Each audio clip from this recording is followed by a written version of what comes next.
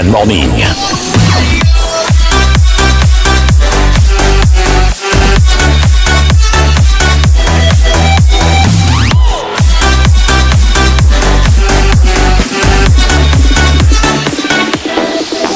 La matinale qui booste votre journée. Mesdames, Messieurs, des démangeations sur la peau pouvant conduire à l'apparition de plaques. Également 15 à 20% de la population mondiale en sont touchés. C'est bien sûr de l'urticaire qu'il s'agit. On découvrira le mal d'un instant à l'autre. Et puis là, tout dit, c'est Robert Bourgi, cet avocat français qui s'est impliqué dans la situation socio-politique de la Côte d'Ivoire, a tout révélé tout dernièrement, alors que nous sommes à quelques mois de la présidentielle de 2025 dans ce pays. La France a-t-elle lâché Ouattara? On fera le débat dans un instant. Vous êtes sur One TV et c'est One Body. C'est parti.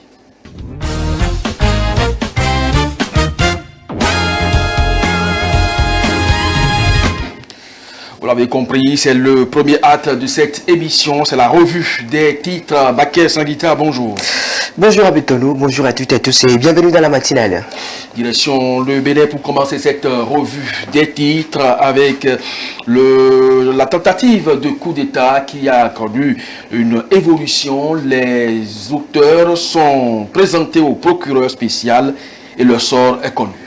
Évidemment, c'est Le Soleil Bénin Info qui met en lumière le placement sous mandat de dépôt d'Olivier Boko Oswald Omeki et Adjekoun Crépin Hugues, figure politique majeure, tandis que Corneille Aoutonyan et Sanoulaïsi Gagnon ont été placés sous contrôle judiciaire. Il titre en effet supposé coup d'État manqué, 3 personnes déposées en prison, 2 autres placées sous contrôle judiciaire. Ces décisions interviennent à la suite de leur comparution devant le procureur de la Cour des répressions des infractions économiques et du terrorisme, CRIET, marquant un nouveau chapitre dans cette affaire qui suscite beaucoup d'attention.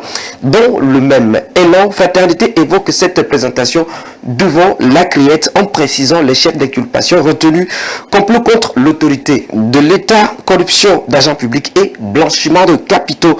Le quotidien détaille les dispositifs sécuritaires impressionnants déployés autour du tribunal et la présence de plusieurs avocats pour défendre les accusés. L'emblème du jour rejoint cette thématique avec un titre percutant: supposée tentative de coup d'État au Bénin, Boko et Omeki déposés en prison, soulignant donc que cette affaire est le début d'une nouvelle bataille judiciaire. Le journal y ajoute aussi le message du président de l'UPR, Joseph Diobelu, adressé à ses militaires, renforçant donc la portée de cette affaire. Et parlant de tensions politiques, c'est la Côte d'Ivoire qui nous habitue beaucoup plus à cette actualité. C'est à la veille donc de cette présidentielle qui alimente le débat dans le pays. Évidemment, c'est le quotidien d'Abidjan qui revient sur le refus de Koulibaly Cuibert de jouer franc jeu dans la gestion de la commission électorale indépendante CEI, une position vivement critiquée par le PPACI, dénonçant des dérives de l'institution. Par ailleurs, la Côte d'Ivoire rejette formellement aussi les accusations de déstabilisation portées contre elle par le Burkina Faso, une nouvelle tension diplomatique abordée dans leur colonne. Le sursaut s'intéresse quant à lui au système électoral et le budget 2025 du pays. Et en effet, le sursaut s'intéresse au système électoral ivoirien, pointant du doigt l'investissement de 31 milliards de francs CFA, tout en affirmant que le pays doit réinventer ce système. Il aborde également le budget de 2025 de 15 309,2 milliards de francs CFA, jugé ambitieux mais irréaliste selon le journal. Adama Togo, à l'ouverture donc de la 12e session ordinaire de l'Assemblée nationale, a clarifié que l'Assemblée nationale n'a jamais été saisie d'un projet de loi visant à légaliser le phénomène de Woubi, homosexualité, appelant ainsi les députés à la responsabilité et à l'apaisement dans ce débat sensible. Alors, l'expression Goubin, c'est beaucoup les Ivoiriens qui l'ont inventé, et puis on peut éviter donc les maladies cardiovasculaires causées par le Goubin. Évidemment, sur le plan de la santé publique, le professeur Jean-Baptiste Anzouane met en garde contre les risques des maladies cardiovasculaires liées au Goubin, c'est-à-dire chagrin d'amour, soulignant l'importance d'adopter 7 comportements pour prévenir l'hypertension quand il s'agit évidemment du Goubin, du chagrin d'amour. Au Sénégal, cette fois, de la législative de novembre prochain, eh bien, préoccupe la presse. Les questions liées donc à la liste et également les analyses qui sont faites au niveau des rivalités politiques qu'on note au sein des formations politiques à la veille de ces législatives. Et il est de toute évidence que la pression est palpable sur les partis politiques en course donc pour ces élections législatives au niveau du Sénégal. L'Observateur met en avant les législatives dans les secrets des listes, dévoilant que Macky Sall est pressenti en tête de liste, suivi de Karim Wade en troisième position. On y trouve également une description de la grande stratégie de mobilisation de Sam Sakoudou et Takou Wal Sénégal dans les départements et à l'international. Le journal soulève par ailleurs des préoccupations économiques avec un rapport alarmant de l'Agence nationale de la statistique sur la perte d'emploi au Sénégal malgré une augmentation des rémunérations. Vox Populis intensifie le ton avec un titre accrocheur du piquant aux élections législatives du 17 novembre 2024, annonçant un duel attendu entre Macky Sall et Ousmane Sonko, rappelant la confrontation présidentielle. Le journal souligne les tensions au sein des coalitions d'opposition et les promesses non tenues, tout en exposant le malaise entre Amadouba et ses détracteurs au sein de son propre camp. Le quotidien n'hésite pas à dénoncer les violences physiques et psychologiques dans les formations militaires, des pratiques qualifiées de bisoutage. Le Soleil, quant à lui, rapporte sur le scrutin législatif du 17 novembre 2024, précisant que 45 listes sont à l'étude par la Direction générale des élections. Le journal mentionne aussi les tensions au sein du parti AG Jotna, notamment entre Boubacar Camara et Maître Moussa Diop, qui sont désormais en désaccord profond. Merci donc à vous, Baker, pour cette revue. On poursuit donc cette émission. Démangeaisons, boutons, rougeurs ou plaques sur la peau. L'urticaire est une maladie qui est toutefois négligée, mais qui touche jusqu'à 15 voire 20% de la population mondiale. C'est quoi cette affection? Comment se manifeste-t-elle et quelles sont les précautions à prendre pour l'éviter? L'instant du jour vous en parle.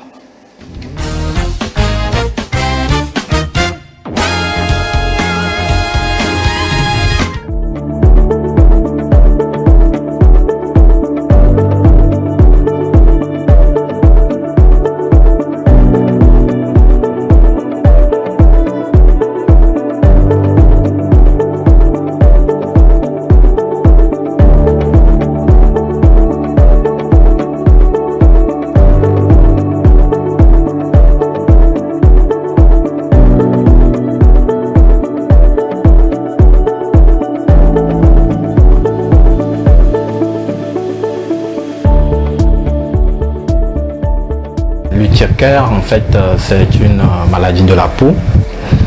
C'est une maladie qui touche la peau et les muqueuses. Les muqueuses, c'est-à-dire la peau qui tapisse la bouche, les conjonctives. Et cette maladie, généralement, elle va se manifester par des boutons qui font extrêmement gratter. Et la caractéristique de ces boutons-là, c'est qu'elles ont un aspect infiltré. Pour expliquer ça en termes terre à terre, c'est que c'est un aspect qui donne l'impression de peau d'orange.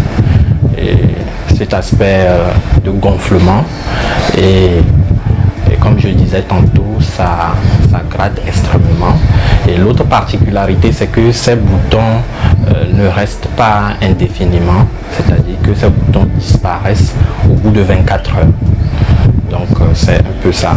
Et l'autre manifestation de cette maladie, et qui est d'ailleurs la manifestation la plus grave, c'est qu'elle peut entraîner une difficulté respiratoire avec gonflement des paupières, des lèvres et même des muqueuses respiratoires, ce qui peut conduire à une asphyxie, c'est-à-dire un manque d'oxygène, et donc ce qui peut entraîner le décès du malade.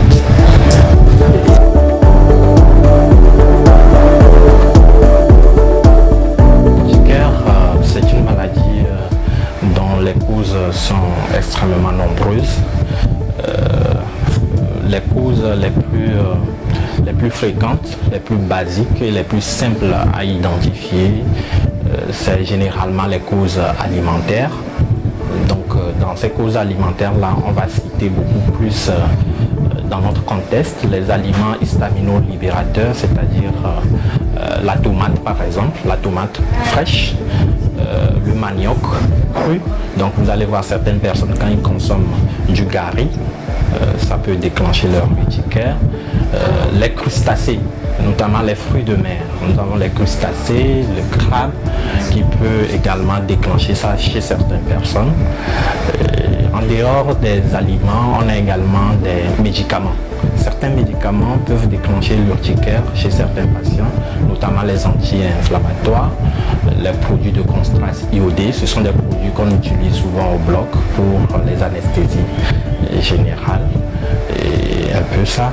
Et l'autre cause également qu'on peut identifier le plus facilement, ce sont les piqûres d'insectes. Généralement les piqûres d'abeilles, de scorpions, ce sont les causes les plus faciles à identifier. Enfin, la quatrième cause également qui est facile à identifier, ce sont les infections. Les infections, nous allons parler là-bas des parasitoses intestinales qui peuvent se manifester par l'urticaire. Alors ça, ce sont les causes qui sont facilement identifiables. Il y a des causes franchement qui nécessitent beaucoup plus d'investigation, c'est-à-dire qu'on va faire des analyses plus poussées et pour pouvoir les identifier. Et parmi ces causes-là, on note certains types de maladies qu'on va qualifier de maladies endocriniennes qui peuvent également se manifester par l'urticaire. Alors, ce qu'il faut savoir aussi, en dehors de ces causes, c'est qu'il y a des urticaires où on ne retrouve généralement aucune cause. Donc, ça vient comme ça, de façon spontanée. Et généralement, ce sont des urticaires aussi qui viennent spontanément et qui peuvent disparaître aussi spontanément.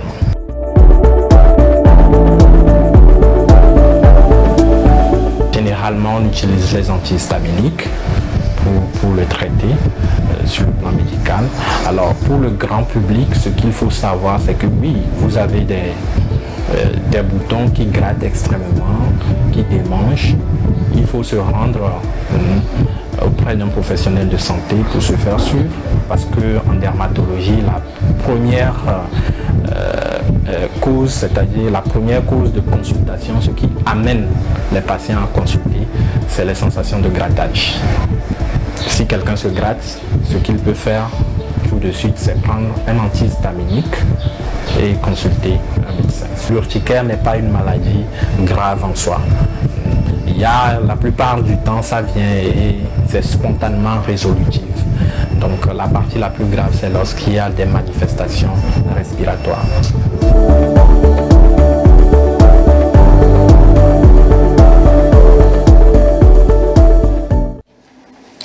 Voilà donc cette affection l'urticaire. Vous avez eu donc plus d'éclaircissements à propos. Place maintenant à la discussion.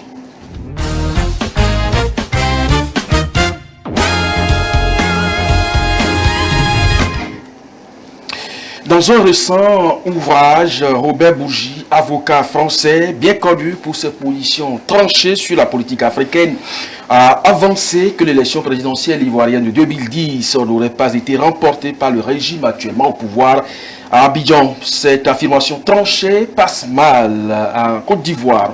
Le ministre de la Communication est d'ailleurs monté au créneau pour, dit-il, rétablir la vérité. Comment interpréter cette sortie de l'avocat français à quelques mois de la présidentielle de 2025? Ouattara est-il dans les secrets des chancelleries, notamment celle de l'Élysée? Révélation Bourgi sur la Côte d'Ivoire. Ouattara est-il lâché? C'est la grosse interrogation à laquelle nos invités vont apporter leur élément de réponse. Et invité Gabin Adjaro, bonjour. Bonjour, cher Kodjovi, bonjour à toutes les téléspectatrices et téléspectateurs. Nous sommes en octobre rose, donc je souhaite bon courage à ceux-là qui traversent des moments difficiles avec la maladie du cancer et très bonne arrivée à mon co-débatteur. Octobre Rose, dites-vous, ça a effectivement au cancer, mais il faut bien manger pour ne pas donc s'exposer à ces genres d'affections. Et Octobre aussi est consacré donc au mois de consommation local. Eh bien, on va donc travailler à tout ça. Alors, juriste, directeur des cabinets juristes consulting, merci donc pour votre présence sur ce plateau. En face de vous, c'est Corneille Kwasi. Il est ingénieur commercial, consultant, coach. Il est ivoirien également de souche, donc c'est une bonne intégration. Monsieur Kwasi, merci d'être là. Bonjour M. Ametonou, bonjour Gabin, et je suis très ravi d'être invité à ce plateau qui m'a beaucoup manqué, mais aujourd'hui je suis là pour éclairer la lanterne de nos téléspectateurs, des Africains et surtout des Ivoiriens. Ils savent que je sais tout. Ma vie en France-Afrique aux éditions Mas Bilo, c'est bien sûr Robert Bourgi, c'est le titre de son ouvrage. Il sait tout, il a tout versé pour parler ivoirien, ce qu'il a dit sur la Côte d'Ivoire. Dans un premier temps, comment vous l'accueillez? Moi, je crois bien que c'est une grave accusation de la part de M. Bourgi, qu'on appelle l'homme aux mallettes. Ces mallettes transportées depuis les capitales africaines jusqu'à l'Élysée. Et je crois bien que quand la France donne des leçons de morale aux pays africains, et qu'eux-mêmes ne sont pas au banc de la loi, et qui versent dans certaines choses que nous sommes vraiment déçus parce que nous pensions que l'éminente grise se trouvait à Paris, que les intellectuels, comme nous l'appelons en Afrique, se trouvaient à Paris. Mais nous avons compris qu'avec la sortie de M. Bourgi, l'éminence grise ne se trouve pas à Paris et que Paris ne fait que jeter de l'huile sur le feu parce que nous sommes à 1 an des élections présidentielles en Côte d'Ivoire. Tout le monde sait que les élections présidentielles en Côte d'Ivoire ne se sont jamais bien passées. Ça s'est toujours terminé dans la violence. Et je crois bien que toute la classe politique ivoirienne, qu'ils soient des opposants ou bien ceux qui sont au pouvoir, tout le peuple entier, ceux qui supportent et le PDCI, et le RHDP, et le PPACI, que nous soyons tous unis, parce que le danger nous guette. M. Bourgi n'est pas sorti en vain. Attends, il dit que lui ne sait que dire la vérité, il ne ment pas. Monsieur Bourgi... Est-ce que l'éminence grise, qu'est-ce que ça a à voir avec une vérité écrite dans un livre? Ce n'est pas une vérité, parce que M. Bourgi, on le connaît. Vous avez vu que M. Bourgi était l'ami de Kadhafi, mais c'est Bourgi qui a trahi Kadhafi. M. Bourgi était l'ami de Chirac. Bourgi a trahi Chirac. M. Bourgi était l'ami de Dominique de Villepin. Il a trahi Dominique de Villepin. Pour moi, c'est un personnage sulfureux. Ce n'est pas quelqu'un qu'on doit écouter. Gabriel Adjaro, Bourgi estime que lui, il ne fait que dire la vérité et tout ce qu'il dit, il le certifie. Un avocat de surcroît, juriste.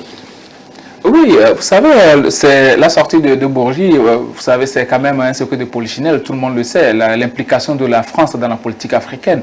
Mais c'est quelque chose qu'on n'ose pas dire. Et aujourd'hui, c'est un Français de souche, hein, Monsieur France-Afrique, à l'instar de Alain Foucault, qui lui autre faisait une autre émission. C'est ce monsieur-là qui parle aujourd'hui hein, des élections en Côte d'Ivoire de 2010. Et moi, ce qui me choque un peu, c'est qu'on est à l'orée de nouvelles élections.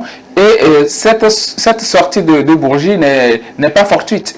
Il faut le dire, c'est pas fortuit, c'est fait à dessein. Il a une mission pour quelqu'un? Ah, bien sûr, c'est fait à dessein pour pouvoir déstabiliser un camp. C'est le monsieur France-Afrique quand même. C'est pas n'importe qui. Robert Bourgi est un avocat.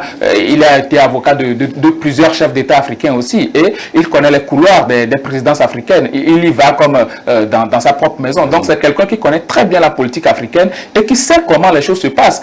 Et on sait très bien la politique africaine aujourd'hui. Quand on élit un président, si ce président-là ne se rend pas à l'Élysée, on sait comment les choses se passent. Les gens se disent, bon, il n'est pas véritablement enraciné dans son pays. Alors que nous, normalement, on est allé voter un président. Le président doit tirer sa légitimité de sa population. Mais bizarrement, ce président-là se bat de toutes ses ailes pour pouvoir être reçu à l'Élysée. Raison pour laquelle ces messieurs-là font des transactions. Ce sont les démarcheurs de l'Élysée, c'est Robert Bourgi et compagnie. Donc, il n'a fait que dire ce que nous savons tous, sauf que nous, on n'a pas eu la vérité de le dire la plupart du temps. Mais Pour moi, je trouve que c'est inopportune cette sortie. C'est inopportune pour un pays comme la Côte d'Ivoire qui est à l'orée de nouvelles élections. Mais rétablir cette vérité, est-ce que vous ne pensez pas que ça va situer les uns les autres sur l'avenir du pays? Oui, non.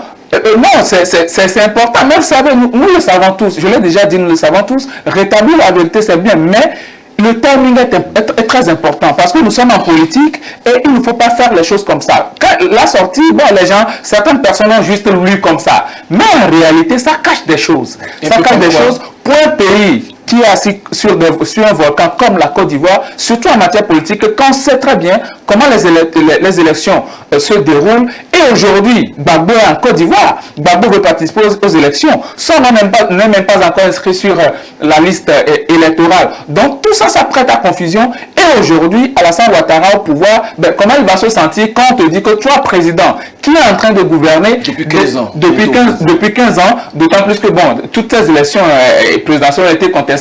2010, aujourd'hui, Bourgi dit qu'il n'a jamais été vainqueur. La preuve est que Gbagbo avait demandé le recomptage des voix. On n'avait pas accepté l'ONU Sbire. C'est aussi le lieu de dire que monsieur Cornet a dit quelque chose de très important tout à l'heure. Ces gens-là ne disposent pas de l'éminence grise. Ils ne sont pas au-dessus de nous. C'est nous qui les voyons comme des superpuissances et on leur accorde l'importance qu'ils se disent avoir aujourd'hui. Sinon, en réalité, il faut être dans la droiture, dans la justice. Ces gens-là, l'ONU et autres là, qui avaient, eux aussi, ils ont leur part dans la crise post-électorale à Côte d'Ivoire en 2010. Parce que ce sont eux qui ont jeté de l'huile sur le feu. Donc aujourd'hui, si Bourgi dit ça, il faut dire qu'il y a quelque chose qui se cache derrière. Et c'est à nous, Africains, surtout aux Ivoiriens, de faire très attention pour ne pas prendre cela comme quelque chose et aller encore à une crise post-électorale. Alors, vous pensez qu'il y a un agenda derrière cette sortie-là? Mais bien sûr, il y a toujours un agenda derrière cette sortie. Vous avez vu que M. Bourgi a mis l'accent sur la Côte d'Ivoire et puis le Gabon.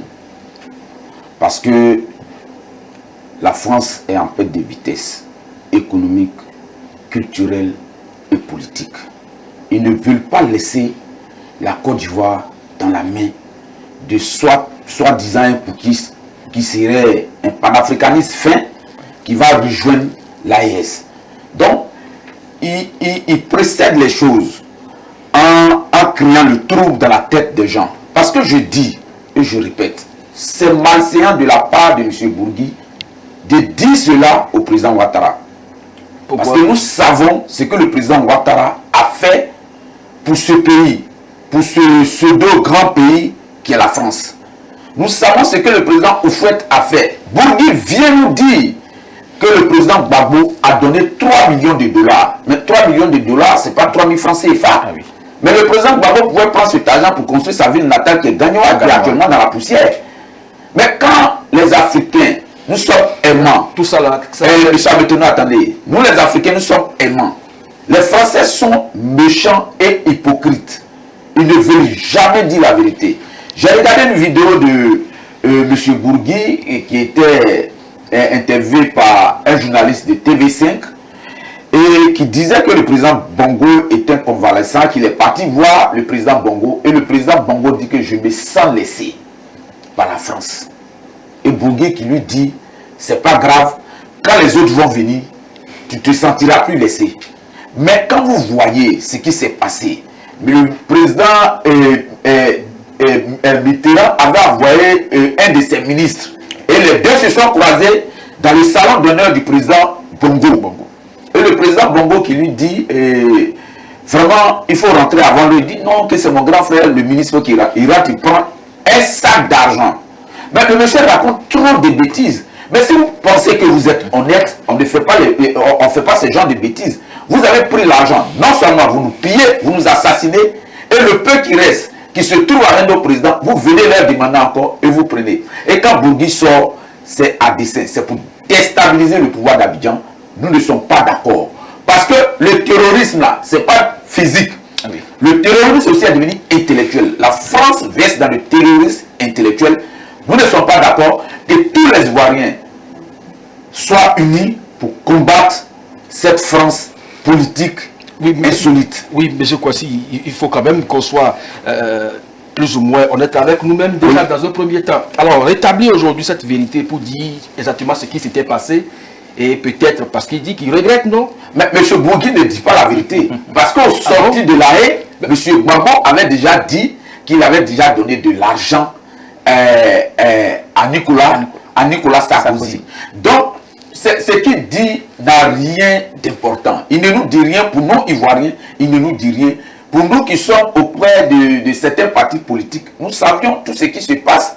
Quand M. Bourgui dit non, que le président Gbagbo n'a pas gagné, et que le président Ouattara n'a pas gagné, et que c'est le président Gbagbo qui avait gagné.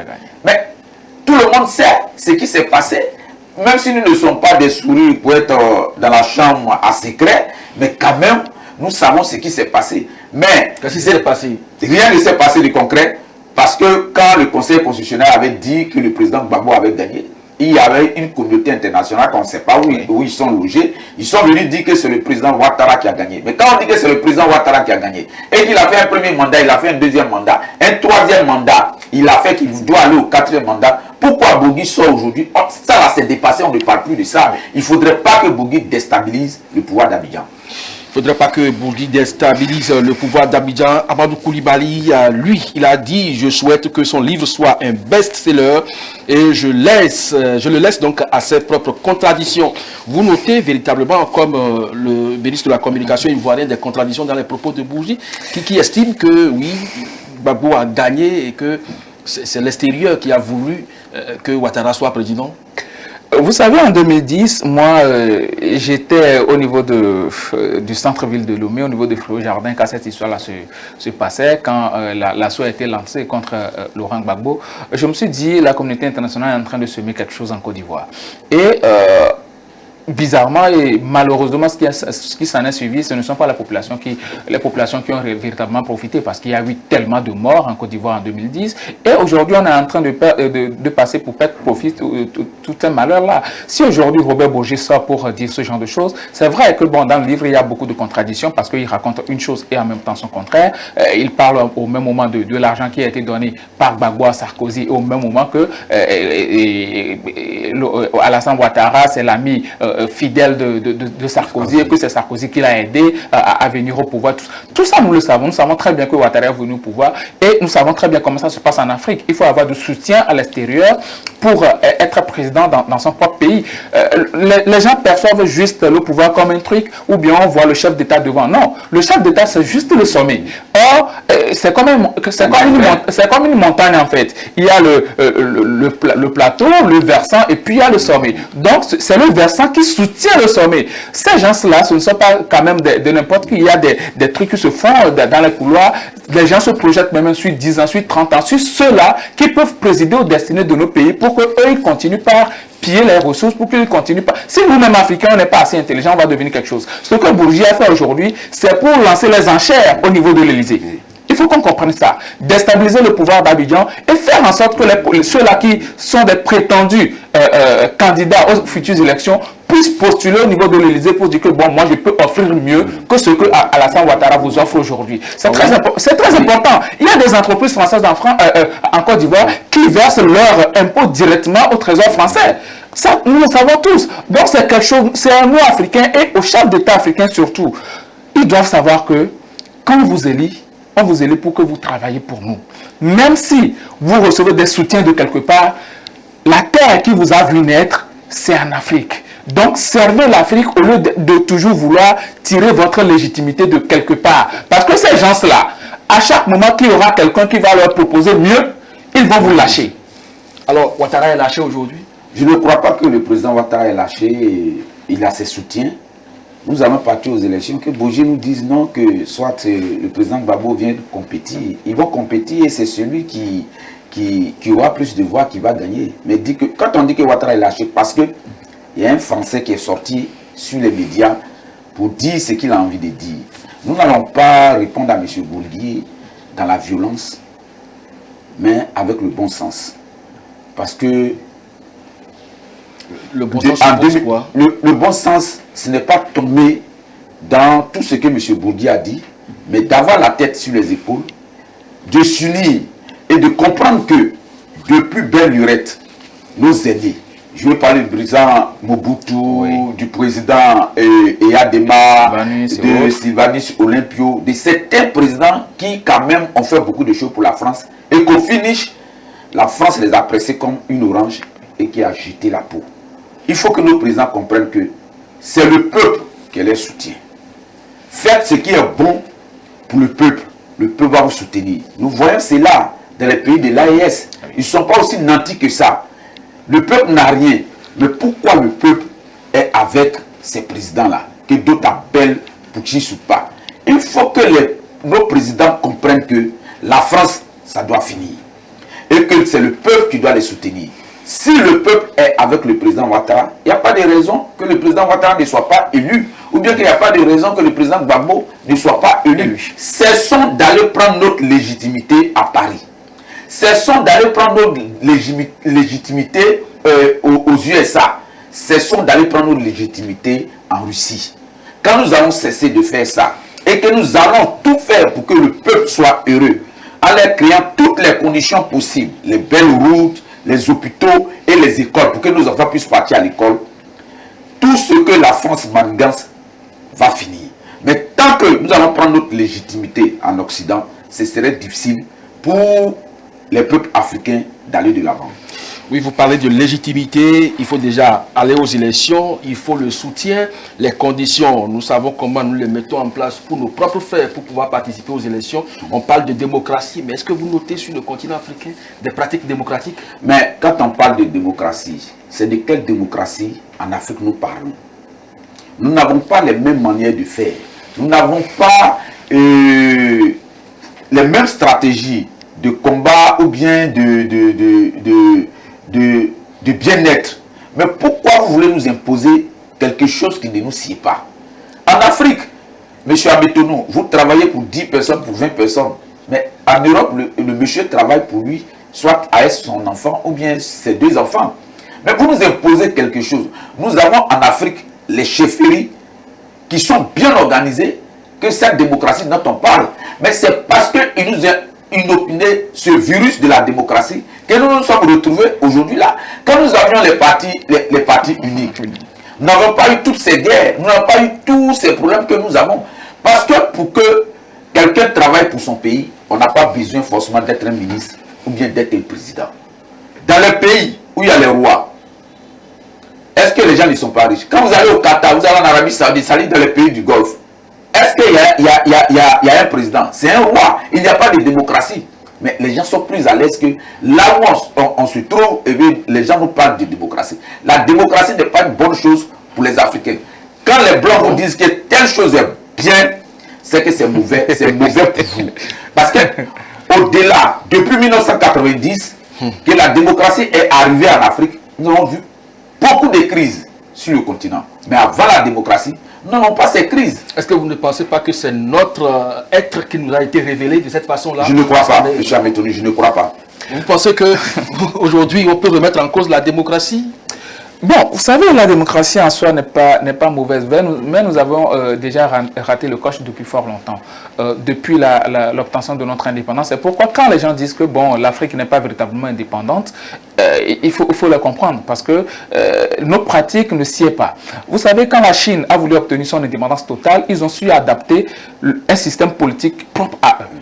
Voilà, c'est ce qu'ils ont fait, le Japon, tous ces pays-là, ils ont su adopter un système politique qui leur est propre, qui répond véritablement à leur réalité. Nous, chez nous, on a eu un problème, et le problème c'est que on a voulu copier le modèle blanc chez nous, et la photocopie ne peut jamais être l'original, c'est carrément impossible. Maintenant que nous avons adopté ce système démocratique-là, la moindre des choses, c'est que nos élites, nos intellectuels, ceux-là qui nous gouvernent, arrivent à faire comprendre au peuple que bon, voilà, nous sommes là pour vous. Et il y a eu, comme il a dit, vous savez, il y a un truc, certains présidents qui ont eu véritablement lutté pour la population, ils ont été assassinés. Mais si...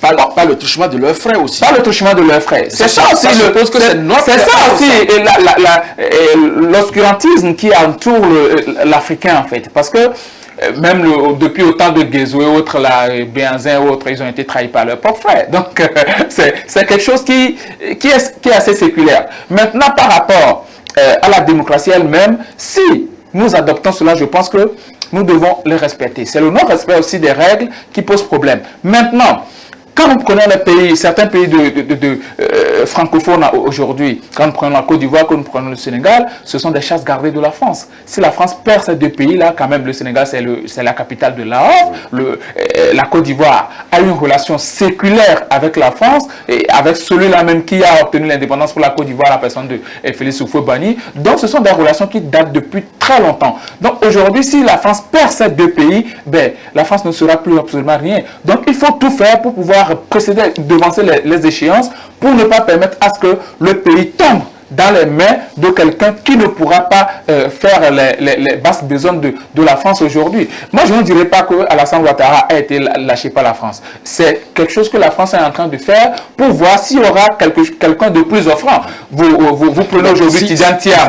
Tidiane Thiam, c'est quand même un produit de la France aussi. Donc, on ne sait pas, c'est un monsieur qui a un carnet d'adresses assez fourni. On ne sait pas ce qu'il est en train de jouer aussi du côté de l'Élysée. Il peut avoir des accointances aussi avec Robert Bourgi pour pouvoir sortir des dossiers, parce que aujourd'hui Tidiane Thiam, c'est quand même le monsieur un peu clean de la politique ivoirienne. Donc entre Ouattara, c'est pourquoi je dis toujours il faut précéder, il faut devancer les événements en laissant les autres, les jeunes, prendre possession de la situation. Alassane Ouattara aujourd'hui, il a beaucoup fait pour la Côte d'Ivoire. À son âge, pour moi, je veux qu'il nous se prenne en disant que bon, pour les élections de 2025, je ne vais pas participer, je vais présenter un dauphin qui va participer aux élections. Je pense que ça ira de sa grandeur. Et aussi, Gbagbo, c'est vrai, son nom n'est pas encore inscrit sur la liste électorale, mais quand Alassane Ouattara va faire cette déclaration, je pense que Gbagbo va lui-même, il va se retrancher automatiquement et aussi présenter un jeune. Et bon, voilà, les jeunes vont aller en découdre chez eux et ils vont trouver une meilleure légitimité. Il faut trouver le moyen de dribbler aujourd'hui la France. Voilà, il faut dribbler aujourd'hui la France en accordant la légitimité populaire des Ivoiriens à quelqu'un que les Ivoiriens eux-mêmes vont choisir. Alors, vous parlez donc de monter les enchères au niveau de l'Élysée à travers cette sortie de Bourgi. Alors, tout à l'heure, lorsque par exemple, vous avez évoqué, surtout je parle de Gabé qui a parlé de Tidiane Thiam. Alors, si Ouattara était le mieux disant par rapport à Tidiane Thiam, ça veut dire que 4e mandat, c'est déjà déroulé pour lui. Oui, mais si le président Ouattara a pu faire un 3e mandat, il peut faire un 4e mandat. Donc il n'a pas besoin d'aller forcément à l'Élysée? Il n'a pas besoin d'aller à l'Élysée. En fait, c'est des discussions que nous ne devons plus verser là-dedans. Parce qu'on aurait dû empêcher le président Ouattara de ne pas faire le 3e mandat. Mais il y a de grands partis qui ont soutenu le président Ouattara. Quand vous prenez le PDCI, qui est un parti centenaire, dirigé quand même avec des cadres qui sont de véritables intellectuels, qui ont accepté que le président Ouattara puisse faire un 3e mandat. Parce qu'il y a eu un deal entre le président Bédié et le président Ouattara. Ce n'est pas le président Ouattara qui le dit, c'est celui qui est frustré, le président Bédié qui l'a dit. Oui. Le président Solo Guillaume aussi l'a dit. C'est-à-dire que le même deal que le président Ouattara a voulu faire avec le président Bédié, il a voulu faire la même chose avec Solo Guillaume. Et au finish, ça n'a pas marché. Mais si ça n'a pas marché et que le monsieur a fait un 3e mandat, pourquoi ne ferait-il pas un 4e mandat? Ne retournons pas, n'allons pas en arrière. Quand cela est fait, il faut que nous continuions. Je dis et je répète, ce n'est pas forcément qu'il faut être un président de la République ou bien un ministre pour travailler pour sa nation. Seul Dieu sait pourquoi il met nos autorités dans un pays. Nous devons laisser le président Ouattara travailler. Allez-y à Abidjan. Est-ce que quelqu'un le bloque? Mais personne ne le bloque. C'est les gens qui font des débats sur les plateaux de télévision pour dire pourquoi il va faire un 4e mandat. Est-ce que la loi ivoirienne ne permet pas à M. Ouattara de faire un 4e mandat? Allons sur la loi, ne versons pas dans les émotions. Allons sur la loi. Qu'est-ce que la loi dit? Il a fait il n'y a pas de jeunes valables aujourd'hui pour prendre la relève. Mais il y a beaucoup de jeunes. Quand vous prenez au PDC, il y a Thierry Tano, il y a Jean-Louis Billon. Au niveau du RDR, il y a beaucoup de jeunes qui peuvent prendre la place. Mais le président Gbagbo nous disait que la politique, c'est la saine appréciation des situations du moment. Qu'est-ce qui a fait revenir le président Ouattara pour un 3e mandat? Il avait déjà choisi son dauphin, qui était Amadou Gon, qui était brillant intellectuel. Mais Dieu en a décidé autrement. Mais je dis, Ne jugez pas la Côte d'Ivoire de loin. Vous voyez la Côte d'Ivoire de loin, la Côte d'Ivoire est sur la braise. Il faut quelqu'un qui va redresser tout le monde. Il faut quelqu'un qui va mettre les bases d'une Côte d'Ivoire solide. Et moi, je crois bien que, pour le moment, c'est le président Ouattara qui peut faire cela. Vous voyez le président Gbagbo, il veut revenir encore à son âge. Mais, anticipons les choses. Est-ce que si le président Gbagbo vient, il n'y aura plus de violence? Est-ce qu'il n'y aura pas des règlements de compte? Mais tout ça là, ça nous fait peur. On a froid au dos. Ce que Gabé a dit, c'est ce qui est l'essentiel. Nous ne connaissons pas ce que le président Ouattara va prendre comme décision finale. Et je suis convaincu que c'est un gentleman. Je suis convaincu que c'est un monsieur qui aime la Côte d'Ivoire. Qu'au dernier moment, il va céder la place à des jeunes. Il y a des jeunes intellectuels qui sont dans le pays. Mais est-ce que quand il va céder la place, le président Gbagbo aussi pourra céder? Mais s'il voit, parce que c'est lui qui a les gouvernements, c'est lui qui a les services secrets. S'il sait que dans le dos, M. Gbagbo ne va pas céder, il ne va pas céder. Parce que la loi lui permet de briguer un 4e mandat. Donc les deux dinosaures vont s'affronter et personne ne sait l'issue que cela va donner. Mais l'issue, quelqu'un va gagner. Quelqu'un va gagner. Et c'est la Côte d'Ivoire qui gagne. Si nous avons une élection paisible, et qu'il n'y a pas de palabre, ça veut dire que c'est la Côte d'Ivoire qui a gagné. Ce n'est pas M. Ouattara qui a gagné, ni M. Gbagbo, ni M. Thiam qui a gagné. Mais c'est la Côte d'Ivoire qui gagne. C'est pourquoi je dis que dans cette sortie de Robert Bourguet, il faut que toutes les tendances confondues soient unies pour pouvoir aller contre la France. Vous prenez donc, en tout cas, le retrait des deux dinosaures afin que la Côte d'Ivoire puisse être confiée à des jeunes aujourd'hui pour davantage impulser le dynamisme. Est-ce que vous pensez, vous parlez de rapport séculaire entre la France et la Côte d'Ivoire, un jeune, au-delà du Tidiane par exemple, Jean-Luc Bion qui va venir, qui va remettre à plat les collaborations, un peu comme ce que Diomaye Faye aujourd'hui fait au Sénégal pour demander qu'on relise un peu les accords, les conventions et autres pour pouvoir donc davantage asseoir une nouvelle base de collaboration. Est-ce que vous pensez que quelque chose comme ça peut se faire entre la Côte d'Ivoire et la France et sans déstabilisation? Oui, c'est une question de légitimité. C'est ça, quand tu tires ta légitimité de la population et la différence avec la légitimité que tu tires de l'Élysée. Oui, mais Tidiane Thiam, par exemple, c'est un jeune qui peut venir. Mais vous l'avez déjà caricaturé. On a comme l'impression que c'est un produit fait de la France. On ne va pas caricaturer. On ne va pas caricaturer Thiam, mais c'est ce qu'il est. C'est ce qu'il est. C'est la réalité. C'est la réalité. Donc, même si légitimement il gagne les élections avec le soutien de la population, j'ai déjà discuté, M. j'ai déjà discuté avec certains amis pour dire que M. Ouattara, M. Thiam, c'est la même chose. Si les gens pensent que le président Ouattara est francophile, mais Thiam est plus francophile que M. Ouattara. Parce que Thiam est né dans ce moule-là. Ah oui. Quand tu es neveu d'Oufo-Boigny, qui est plus francophile en Côte d'Ivoire qu'Oufo-Boigny. Mais regardez le profil de Thiam. Thiam a été ministre, on dirait, avait 5 ans. Oui. Il a été ministre de la planification en Côte d'Ivoire sous l'ère Bédier. Après ça, Thiam est parti en Europe. Je ne vais pas faire son pédigré ici, mais vous savez déjà là où Thiam a travaillé. Le seul problème de Thiam, c'est que nous sommes aujourd'hui dans cette géopolitique africaine. On a besoin de panafricains à la tête de nos États. Mais quand Thiam va venir, je dis que M. Thiam sera un dictateur. Parce que quand il va venir... C'est ce que vous avez voulu aussi. La démocratie n'est pas bien. Vous pensez beaucoup plus... Non, mais quand on dit que la démocratie n'est pas bien que la royauté, ou bien la royauté, ça ne veut pas dire qu'on est dictateur. Est-ce que tous les rois sont dictateurs? Est-ce que quand on va dans le Moyen-Orient, tous les présidents qui sont là-bas, ou bien les rois qui sont là, sont des dictateurs? Il ne faudrait pas que... On impose une idéologie aux gens. Mais je dis... que ce soit M. Thiam, si nous pensions que le président Ouattara, il est francophile, M. Thiam est plus francophile. Donc les attentes des jeunes panafricains, les attentes des jeunes ivoiriens sera peine perdue parce que ça sera la même chose. Peut-être que la France va glisser d'un pas, c'est tout. Alors, le panafricanisme que vous voyez par exemple, en attendant de revenir à vous, en Côte d'Ivoire, c'est qui? Le panafricanisme? Le panafricanisme, on peut parler du président Gbagbo. On peut parler de Blé-Bouté un peu, mais peut-être que... Aujourd'hui, avec ces tournées dans l'espace AES, à la limite, on parle de Guillaume Soro, par exemple, qui, entre-temps, s'était passé... Non, soyez un peu réaliste. Pas pas parce que je n'aime pas le président Soro. Mais je dis, les Français sont très malins. Vous savez que M. Soro a été à la tête d'une rébellion pendant 10 ans à Bouaké, où des gendarmes ont été gorgés. Les vidéos sont passées partout sur les réseaux sociaux. Mais tous ces données, les Français l'ont. Mais dès que tu viens au pouvoir, ils vont t'emmerder. Comme façon Robert Bourgui est sorti. Mais quand Bourgui est sorti, est-ce que vous voyez ce chef d'État ou bien dans l'entourage du chef d'État sorti et dit non que ce que Bourgui dit? Monsieur Gbagbo n'est-il pas panafricain? Quand Monsieur Bourgui a dit, il dit qu'il est, c'est juste parce que lui-même, il avait déjà dit cela à la sortie.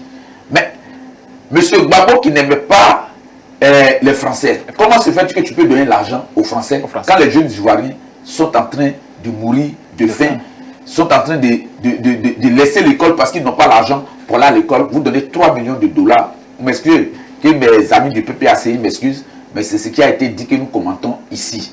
Je dis, si le président Gbagbo l'a fait, ça peut être une erreur, parce que les hommes peuvent faire des erreurs, mais il ne faudrait plus que ça se passe comme ça. Quand on ne veut pas de quelque chose, on est ferme sur sa décision. Monsieur Gbagbo peut mettre les gens dans la rue en disant non, qu'il n'aime pas les Français, et que les Français nous ont trop pillés, mais tu sais que les Français nous pillent à longueur de journée, et puis tu sors 3 millions de dollars pour te faire aimer à Paris. Est-ce qu'il faut forcément se faire aimer à Paris? Alors, vous pensez aussi qu'il faut une révolution mentale un peu partout, même en Côte d'Ivoire aujourd'hui, et donc couper le pont avec Paris, jouir de sa légitimité populaire et avancer? Vous savez, la France, dans la politique africaine, ne nous a jamais fait du bien. Il faut le savoir. Et moi, je me réfère toujours à ces propos du général de Gaulle, le défunt général de Gaulle, qui disait « La France n'a pas d'amis, elle n'a que des intérêts ». Donc, quand la France t'approche, il faut savoir que cette France-là, elle ne veut que des intérêts. Moi, je me méfie souvent quand je reçois des Français ici qui essaient d'apprendre notre langue. Moi, je vois ça comme un danger, en fait. Je vois ça comme un danger, parce que ce sont des gens qui essaient de s'infiltrer dans votre vie et pour après ressortir avec tous vos biens. Ce sont des gens qui se comportent comme ça. Maintenant, c'est à nous d'être assez intelligents. Ce qui se passe actuellement en Côte d'Ivoire, pour faire un pas, la pire erreur que les Ivoiriens peuvent commettre, c'est d'élire un certain Guillaume Soro comme président de la République. Parce que c'est un élément de crise, c'est un chrysogène pas possible. Au moins, Gbagbo et Alassane Ouattara, ils ont quand même une certaine accalmie, ils arrivent à discuter entre eux, peu importe les divergences, ils arrivent à se contrôler. Et aujourd'hui, ils ont appris des crises post-électorales de 2010. Et personne ne voudrait que les mêmes choses se reproduisent. Peut-être aujourd'hui, ils sont en train d'être rattrapés par leur passé. C'est pourquoi Bourgi est sorti pour leur rappeler que vous aviez fait ceci, vous aviez fait cela. Mais en réalité, est-ce que ces messieurs-là aujourd'hui, à leur âge, au niveau où ils sont, ils peuvent encore être des éléments chrysogènes? Je ne le pense pas. Le truc est que on veut préparer un Tidjane Thiam qui est beaucoup plus jeune, qui est beaucoup plus frais, pour garder la Côte d'Ivoire pour la France. Parce que la France tire beaucoup d'intérêt en Côte d'Ivoire. Par après, quand on voit aujourd'hui Alassane Ouattara, tout ce qu'il a fait en Côte d'Ivoire, moi je juge de loin, par rapport à tout ce qu'il a fait comme projet et autres là, mais le monsieur quand même, c'est un bosseur. Après la crise de 2010, personne n'aurait cru que la Côte d'Ivoire pourrait se relever aussitôt et de cette manière-là. Mais il a su le faire. Un pays beaucoup endetté aujourd'hui. Beaucoup. Mais le pays le plus endetté au monde, ce sont les États-Unis. Mais le plus important, le système mondial veut que nous soyons endettés pour être développés. Moi, je ne trouve même pas de problème. Je ne trouve même pas de problème que les pays africains s'endettent auprès des institutions de Bretton Woods, parce que ces institutions-là, ils s'alimentent de l'argent de qui? C'est de notre argent. Leurs coffres forts sont remplis d'or, de lingots d'or. Ils ne produisent pas de lingots d'or. Donc, chez nous en Afrique, nous devons être assez intelligents pour profiter de ces systèmes-là, au même former des élites. Moi, je m'appuie sur la formation, parce que aujourd'hui, le meilleur exemple que nous devons adopter, c'est la Chine. Parce que dans les années 54, la Chine avait le même budget que nos pays africains. Mais aujourd'hui, c'est la même Chine qui vient nous prêter de l'argent. Donc, nous devons adopter le système de la Chine, voir la formation que la Chine a mise en place. La Chine n'a pas fait une formation où les enfants vont à l'école et on étudie la France, la carte des États-Unis, la carte de temps en temps, et puis on ne connaît même pas les fins fonds même de son pays. Aujourd'hui, nous devons changer de système d'éducation, de formation et aider les jeunes qui sont assez porteurs de projets à nous aider à évoluer. Ce qu'Alassane Ouattara a fait en Côte d'Ivoire, c'est très bien. Aujourd'hui, les Ivoiriens ne doivent pas permettre à ce qu'un certain Bourgi ou bien l'Élysée envoie un homme pour jeter de l'opprobre sur la Côte d'Ivoire. Parce que ce qui va commencer aujourd'hui, beaucoup ont encore à cœur la crise post-électorale parce que les gens ont perdu de leurs proches.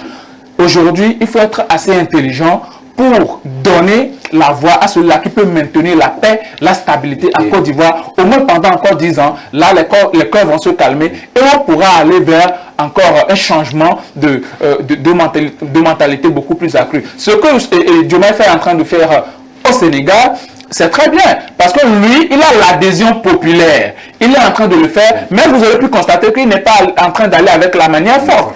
Il veut aller doucement, méthodiquement, discuter. Et si vous n'acceptez pas le contrat qu'il va proposer, bon, alors c'est vous-même qui n'avez pas accepté le contrat. Quittez le marché. C'est aussi simple que ça, en fait. Donc, je pense que les Ivoiriens, ce sont des gens très intelligents. Ils sont euphoriques, mais très intelligents aussi. Et je pense qu'ils sauront faire le meilleur choix pour eux. Que ce soit Alassane Ouattara, que ce soit Gbagbo, ou bien que ce soit une autre personne, ou bien un jeune. Je pense que le choix là va déterminer véritablement l'avenir de la Côte d'Ivoire. Alors, M. Kwasi, aujourd'hui, qu'on le veuille ou non, cette sortie de Bourgi va forcément alimenter le débat politique à Abidjan. Ça va forcément raviver également certains cœurs, donc des tensions si possible. Quels peuvent être des messages qu'on peut tenir durant cette présidentielle afin que le calme puisse régner non seulement pendant la période préélectorale que le pays traverse actuellement, mais pendant la campagne également post-électorale? Avant de parler de mon pays, il va falloir que je parle de la France.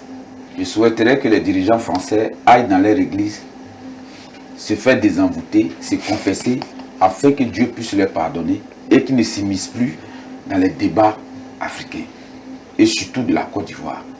Les Ivoiriens sont très intelligents. Les Ivoiriens savent là où ils vont.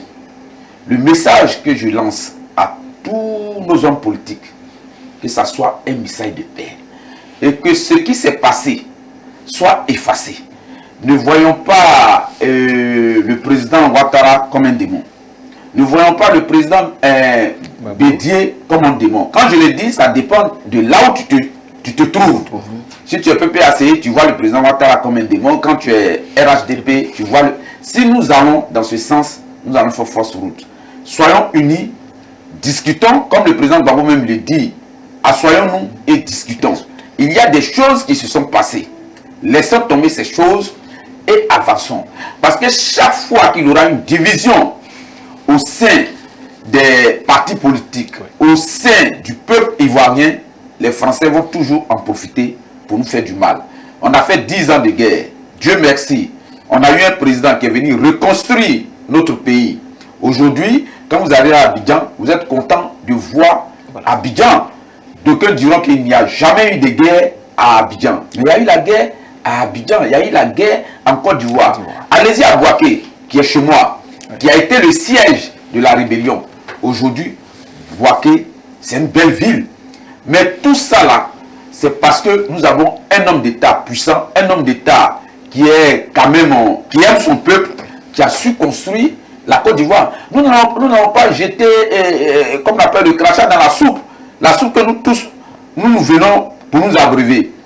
Laissons le président Ouattara travailler, laissons le président Gbagbo faire son opposition, mais dans la discipline, dans la concorde, dans la paix, dans l'union, la Côte d'Ivoire va avancer. Mais si nous tenons compte de ce que M. Bourgui a dit, de souvent des chefs, des anciens chefs d'État qui sortent, qui mitraillent de manière verbale les Africains, nous allons tomber plus bas.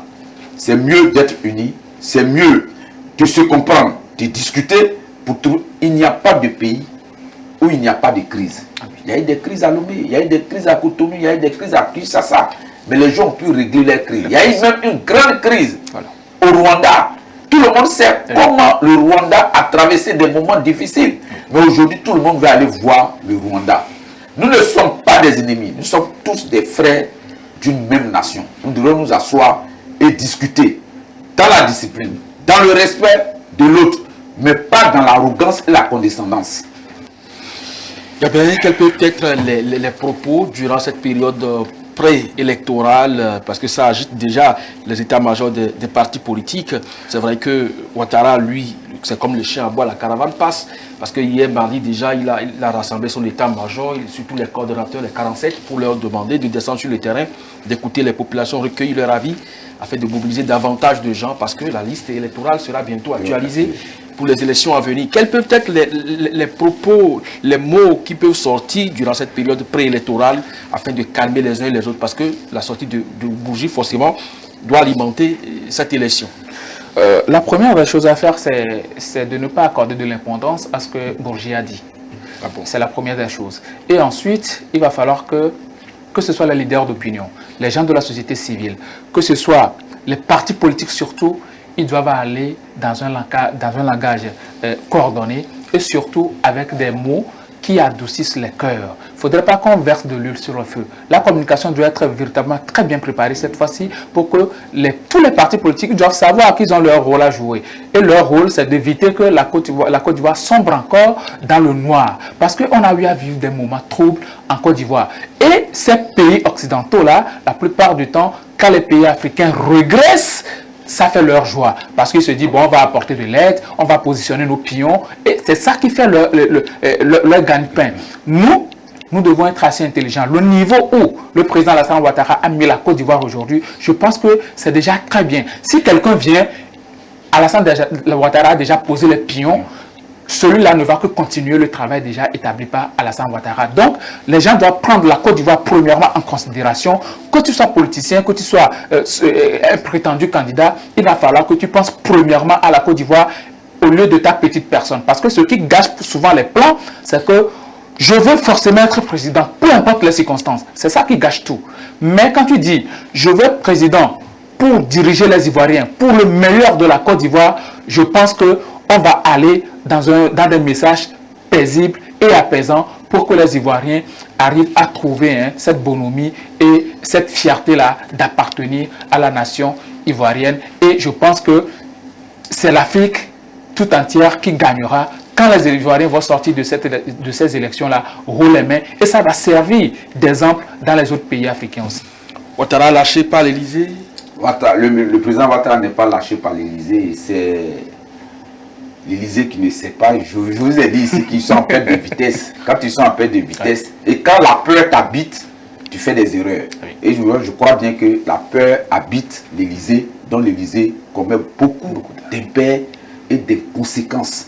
Ce qui fait que on peut faire sortir M. Bourgi qui, il y a longtemps, était à la retraite. Et c'est Bourgi qui vient parler. Parce qu'ils savent que dans la conscience collective des Africains, Bourgi a traîné ses pattes un peu partout dans les palais africains et à l'Élysée. Pour eux, Bourgi est la voix la mieux indiquée, est la personne que les Africains, l'opinion africaine peut écouter, mais pas les dirigeants africains. Quand moi je te donne de l'argent que tu prends, après tu viens me dire que c'est ceci et cela, mais pour le président Ouattara, ce n'est rien. Pour le président Gbagbo, ce n'est rien. Il a parlé du Gabon. Pourquoi je ne dis pas du Gabon? Il y a plein de pays. Il n'a fait que surpasser le Congo et certains pays. Mais pourquoi le Gabon et puis la Côte d'Ivoire? C'est parce que c'est deux pays phares, deux pays essentiels dans le giron de la France. Mais je crois dire qu'il faut que la France fasse attention. Il risque de perdre son giron. Et 30 secondes, vous savez, la sortie de Robert Bourgi, on l'avait dit, ce n'est pas fait de manière fortuite comme ça. Robert Bourgi est sorti pour véritablement déstabiliser le président Alassane Ouattara. Parce que, premièrement, Robert Bourgi, s'il veut faire cette sortie-là de lui-même, il allait passer par un canal peu connu. Mais vous aurez pu constater qu'il a fait cette sortie-là sur quel canal? France 24. La chaîne de propagande de la France en Afrique. Donc, à un moment donné, nous devons savoir que ce monsieur-là a été envoyé par l'Élysée pour déstabiliser Alassane Ouattara. Mais c'est aux Ivoiriens de se resserrer autour de leur leader, autour de leur pays, donc, pour bien faire les choses. Vous admettez que l'Élysée a lâché Ouattara? Bon, oui, bien sûr, l'Élysée aujourd'hui ne fait plus véritablement confiance à Alassane Ouattara. Ils veulent positionner leur pion par rapport, premièrement, à l'âge d'Alassane Ouattara qui est en train d'avancer, parce qu'ils veulent l'éviter aussi. La mort, ça surprend à tout moment. Alassane Ouattara est dans la 80e. Donc, du jour au lendemain, le monsieur peut même décéder au pouvoir. Donc, il faut positionner quelqu'un. C'est ce que nous voulons.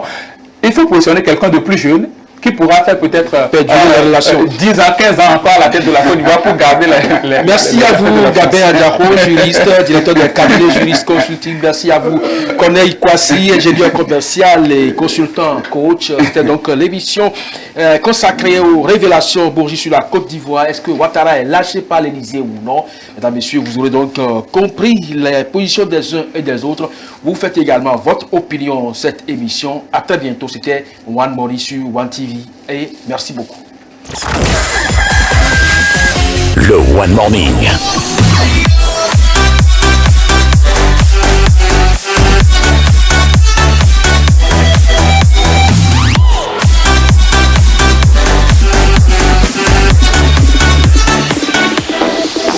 La matinale qui booste votre journée.